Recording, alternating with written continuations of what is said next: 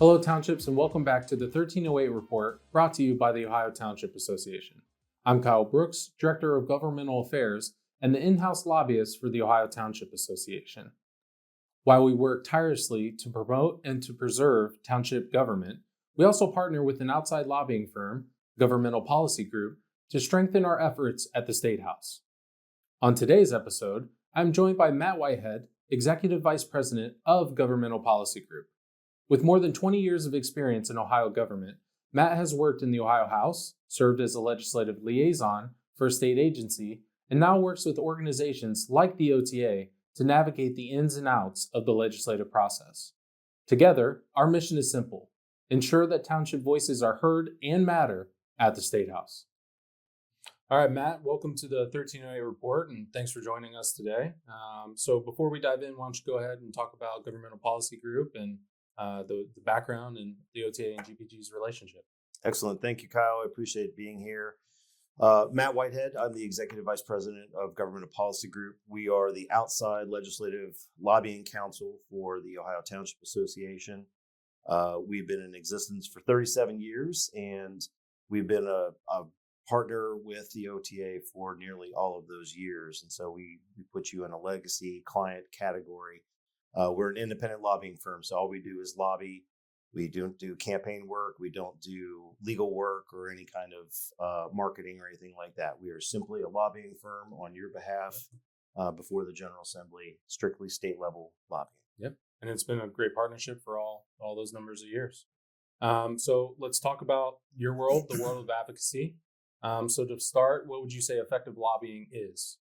Effective lobbying is having a relationship with a legislator so that when there's an issue that you care about deeply, that you would be able to make an ask. And so, what that means is if there's an issue that is important to the association in general or into your specific township, you have that relationship that you have built over time so that you can make a request of a legislator. And sometimes you win, sometimes you lose, but a lot of time it's just about being at the table for the conversation. Yeah, you don't want the first call you make to be an ass the first time you ever call a legislator. Absolutely correct.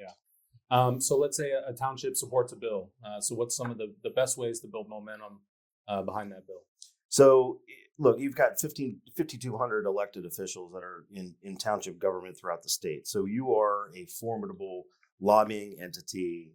You have a lot of respect at the State House that has been built over many years. So if each of these local officials raise their voice and try to make a difference on an issue at the State House, I think that really brings a lot of attention to whatever we're working on, whether it's property tax reform, zoning reform, trying to address a pension bill or whatever. We have that power collectively to make sure that we can make that happen. Yeah, it's a big difference when we all speak with one voice. Yeah. So building support obviously is crucial, but communication just as important, maybe more important. So from your experience, how can elected officials make their case in a compelling way? So it really, you have great stories and great examples in each of the townships. And we've got varying townships, small townships, large townships, urban townships, rural. So really what it comes down to, Kyle, is the examples of what is the problem. So it's the cost to pave a road. Mm-hmm. How much does it cost? Is it difference between chip and seal and traditional asphalt or concrete? How long does that last? Bring your data on the usage of your community center if you have one, or a park or a cemetery. What do those costs look like?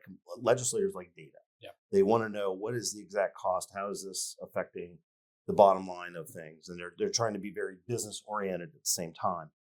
Talk about the impact of levies on. So if levy is going to be on the ballot this fall, what does that impact look like? How much is that going to raise? How much is it going to cost the property tax owner at the end of the day?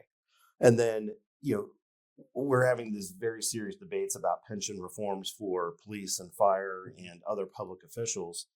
And so what does that cost look like? We obviously want to support our police and fire and make sure that our first responders are well compensated and can make it to the retirement. But what does that cost look like? So having concrete examples of the impact of legislation is really what it comes down to. Yeah. And on the flip side, again, not every bill is township friendly. We've fought many provisions over the years and over your career. So how would you recommend pushing back on some legislation that harms townships, but without burning bridges? It's an important distinction. Townships, because you're employers, because you're a local government, you have over 100 bills that you watch in every session. Yeah. And so for us as an independent lobbyist, we cannot expect that a legislator is going, even a township friend or a former township trustee is going to be with us on every issue. And so we understand that. We hope that you all understand that, that you can agree, you can be disagreeable while not being disagreeable. And so you can make these, it comes down to your relationship. So if you have a good working relationship, you can have an honest dialogue with that legislator and say, this is the impact. It's going to cost us X amount of dollars if this bill were to go through. And at the end of the day, they have to represent their district. Plus now they're beyond their district and they're 100 and some thousand people. And they have to look at it from a statewide perspective, 11.3 million people. And so there's a lot that goes into their decision-making process. So you bring your data, bring your examples, make your case, and hopefully at the end of the day, they support you. If not, know that you have to work with this legislator for the next 15 months for the end of this General Assembly, and then potentially beyond for the next number of years of their term into their term limits. Right. So why get off to a bad foot on one issue? Right. So, and it's just like asking for things. You don't want your first call to be an ask, and you probably don't want your first call to be something that you oppose that they're putting together. Absolutely. So. Which brings us to more grassroots involvement. So how can OTA members, and especially the trustees and the fiscal officers, effectively participate in this advocacy process, other than just phone calls? So like I said, it comes down to relationship building. The first time you meet your neighbor and ask for a garden hose is not when your house is on fire. Yeah. You want to make sure that you've developed a relationship. Our work as lobbyists is ever evolving. And so if you were to be a trustee or a fiscal officer, invite them to your township, come to the CTA meeting, come to a local board meeting, take them out. A lot of them want to go out on police runs, or they might want to see how the snowplows work in the wintertime. Invite them out to do that. But you have the reciprocal responsibility. They all have office hours. They all have meetings that they have in the district on various forums of issues that they are passionate about. So go meet them there. Yeah. Introduce yourself, give them your card, act as a resource. You are a resource for them on local government issues. Absolutely. And that outreach is so important, which leads me to, so what's the best way to communicate for township officials with their legislator? Is it email? Is it phone calls? Is it in person? Is it all of them? So if you have built that relationship, ideally you meet the person for the first time. They're going to give you a business card. Mm-hmm. They're going to tell you what is their preferred. You can text me any time of the day or night. If you email me, it might take me a day or two to get back. Phone call, here's my cell number. Call me anytime. A lot of times you have to think about it. If you're not in the Central Ohio area as a legislator, you've got upwards of 2 hours or 3 hours to drive home. And so a lot of them tell us that they burn phone calls to constituents and other elected officials on their way back to the district. So, it is that baseline. If you have not met that legislator, sometimes it's like in sales, you got to make the cold call first, but it's so much easier if you have that relationship built with them that you can use their preferred methodology. Right. And again, we kind of talked about the timing of, driving in the district, making the phone calls. When would be the right time to contact your legislator for our officials? Is it early in the process? Is it right before a key vote? When would you say? So advocacy is an action verb. It is always, it's everything that you mentioned. So if the OTA is about to introduce an omnibus bill or a very big property tax issue, your role would be as a local trustee or fiscal officer to call your legislator and say, listen, Representative Senator, we're about to drop this piece of legislation. We want you to be aware of it. And if you have questions, call me after it gets introduced.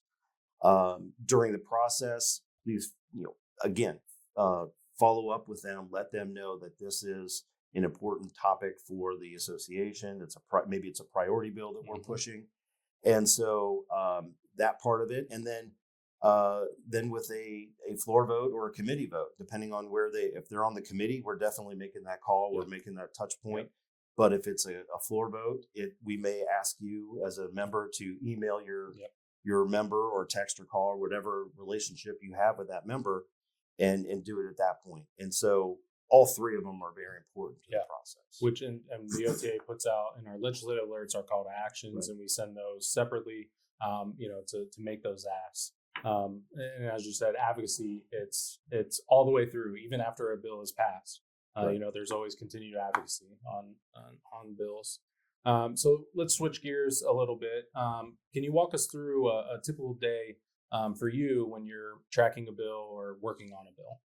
So working for the OTA, the local government committee in the House meets at 9:00 on Wednesdays. So it's an early morning at the General Assembly. It's one of the typically first committee meetings that's out the door. We'll be there ahead of time to talk to members as they go in, just to educate, greet them, make them, again, there are so many different lobbyists, there's so many different issues. And so we want to make sure that they associate me and our firm with the Ohio Township Association. A lot of times I'm standing there with Kyle, but part of the benefit of them hiring our firm is that it frees him to do something on the road if he had to go to a meeting or whatever and represent the township. So we're there, we attend that committee meeting, we take notes, we report back, we greet members after the committee and maybe try to clear up something that was said by an opposing witness that we didn't necessarily like, or correct a fact, correct a record, or it's to complement something that our people said and to maybe create some homework for ourselves. Okay, what kind of data do you need? You asked this question, you obviously have a concern. What can we do on behalf of the OTA to get you more comfortable with that concept? And so we have those kind of conversations. We call them hallway conversations for a reason.